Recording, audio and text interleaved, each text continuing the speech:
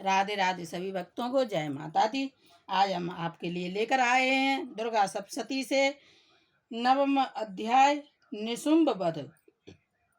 मैं अर्धनारीश्वर के श्री विग्रह की निरंतर शरण लेता हूँ। उसका वर्ण बंदूक पुष्प और सुवर्ण के समान रक्त पीत मिश्रित है। वह अपनी भुजाओं में सुंदर अक्षमाला, पास, अंकुश और वरद मुद्रा धारण करता है। अर्धचंद्र उसका आभूषण है तथा वह 3 नेत्रों से सुशोभित है। राजा ने कहा, भगवान, आपने रक्त बीज के वध से संबंध रखने वाला देवी चरित्र का यह अद्भुत महात्म्य मुझे बतलाया। अब रक्त बीज के मारे जाने पर अत्यंत क्रोध में भरे हुए शुंभ और निशुंभ ने जो कर्म किया उसे मैं सुनना चाहता हूँ। ऋषि कहते हैं, राजन, युद्ध में रक्त बीज तथा अन्य दैत्यों के मारे जाने पर शुंभ और निशुंभ के क्रोध की सीमा न रही। अपनी विशाल सेना इस प्रकार मारी जाती देख निशुंभ अमरस में भरकर देवी की ओर दौड़ा। उसके साथ असुरों की प्रधान सेना थी। उसके आगे पीछे तथा पार्श्व भाग में बड़े बड़े असुर थे जो क्रोध से ओठ चबाते हुए देवी को मार डालने के लिए आए। महापराक्रमी शुंभ भी अपनी सेना के साथ मातृगणों से युद्ध करके क्रोधवश चंडिका को मारने के लिए आ पहुंचा। तब देवी के साथ शुंभ और निशुंभ का घोर संग्राम छिड़ गया। वे दोनों दैत्य मेघों की भांति बाणों की भयंकर वृष्टि कर रहे थे। उन दोनों के चलाए हुए बाणों को चंडिका ने अपने बाणों के समूह से तुरंत काट डाला और शस्त्र समूहों की वर्षा करके उन दोनों दैत्यपतियों के अंगों में भी चोट पहुंचाई।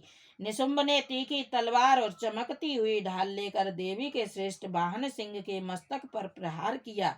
अपने वाहन को चोट पहुंचने पर देवी ने क्षुरप्र नामक बाण से निशुंभ की श्रेष्ठ तलवार तुरंत ही काट डाली और उसकी ढाल को भी, जिसमें 8 चांद जड़े थे, खंड खंड कर दिया।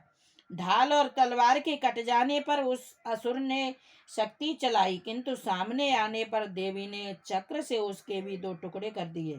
अब तो निशुंभ क्रोध से जल उठा और उस दानव ने देवी को मारने के लिए शूल उठाया, किंतु देवी ने समीप आने पर उसे भी मुक्के से मारकर चूर्ण कर दिया।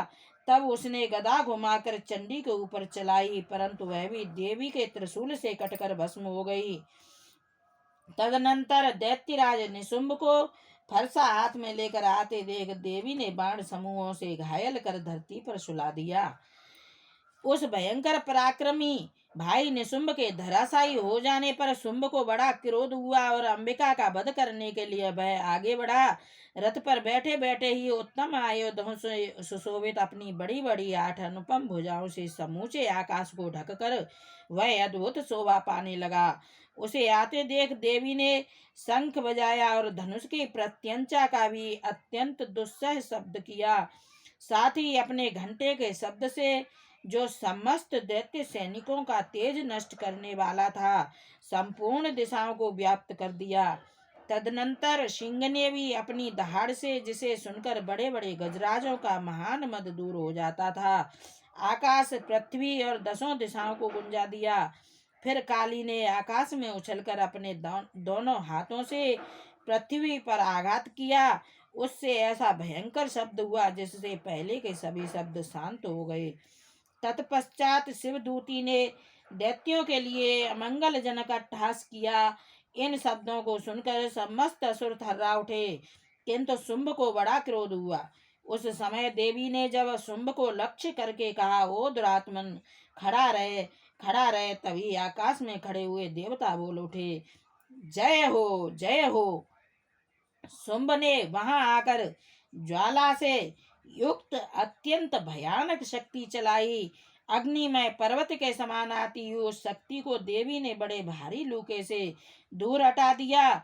उस समय शुंभ के सिंहनाद से तीनों लोक गूंज उठे। राजन, उसकी प्रतिध्वनि से वज्रपात के समान भयानक शब्द हुआ, जिसने अन्य सब शब्दों को जीत लिया। शुंभ के चलाए हुए बाणों को देवी ने और देवी के चलाए हुए बाणों के शुंभ ने अपने भयंकर बाणों द्वारा सैकड़ों हजारों टुकड़े कर दिए। तब क्रोध में भरी हुई चंडिका ने शुंभ को शूल से मारा। उसके आघात से मूर्छित हो वह पृथ्वी पर गिर पड़ा। इतने में ही निशुंभ को चेतना हुई और उसने धनुष हाथ में लेकर बाणों द्वारा देवी काली तथा सिंह को घायल कर दिया।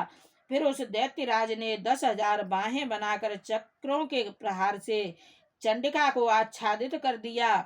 तब दुर्गम पीड़ा का नाश करने वाली भगवती दुर्गा ने कुपित होकर अपने बाणों से उन चक्रों तथा बाणों को काट गिराया। यह देख निशुंभ दैत्य सेना के साथ चंडिका का वध करने के लिए हाथ में गदा ले बड़े वेग से दौड़ा। उसके आते ही चंडी ने तीखी धार वाली तलवार से उसकी गदा को शीघ्र ही काट डाला। तब उसने शूल हाथ में ले लिया। देवताओं को पीड़ा देने वाले निशुंभ को शूल हाथ में लिए आते देख चंडिका ने वेग से चलाए हुए अपने शूल से उसकी छाती छेद डाली। शूल से विदीर्ण हो जाने पर उसकी छाती से एक दूसरा महाबली एवं महापराक्रमी पुरुष खड़ी रहे कहता हुआ निकला।